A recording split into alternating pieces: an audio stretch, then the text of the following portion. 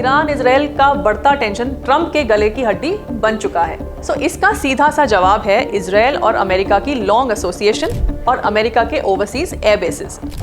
लोग सोचते हैं कि यूएस आर्मी सिर्फ अपने देश में ही एक्टिव रहती है, लेकिन रियलिटी ये है कि अमेरिका का 800 से ज्यादा मिलिट्री बेसिस दुनिया भर में फैले हुए हैं। शुरू से ही इस दुनिया का सबसे बड़ा सुपर पावर बनने के लिए अमेरिका का माइंडसेट बहुत क्लियर रहा है। उनका मानना है कि global reach is equal to global dominance. Cold war के दौरान जहां यूएसएसआर ने अपनी आइडियोलॉजी स्प्रेड की, वहीं यूएस ने मिलिट्री कंट्रोल को प्रायोरिटी दी। अमेरिका ने दुनिया को मल्टीपल मिलिट्री कमांड्स में डिवाइड कर दिया, जैसे कि अफ्रीकन कमांड, सेंट्रल कमांड जैसे कि मिडिल ईस्ट और Pacific command etcetera. Middle east में तो यूएस की प्रेजेंस मैसिव है।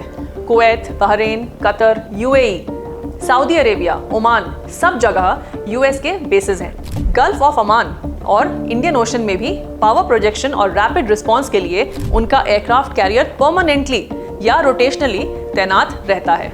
मतलब ये हुआ कि यूएस के लिए नेशनल इंटरेस्ट का मतलब सिर्फ नेशनल इंटरेस्ट नहीं होता, बल्कि वो लोग इस बात को भी नेशनल इंटरेस्ट में इंक्लूड करते हैं कि कहीं उनका कोई कार्गो शिप तो टारगेट नहीं हुआ, कहीं उनका ऑयल रूट तो थ्रेटन नहीं हुआ, या फिर कहीं उनकी किसी एलाई कंट्री पर अटैक तो नहीं हुआ।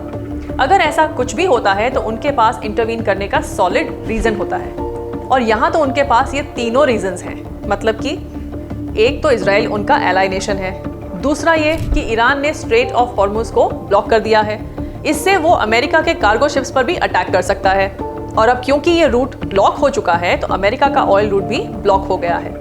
अब तो आप समझ ही गए होंगे कि अमेरिका इस कॉन्फ्लिक्ट में इतना इंटरेस्ट क्यों दिखा रहा है। लेकिन क्या आपको लगता है कि ईरान ये सब नहीं जानता होगा?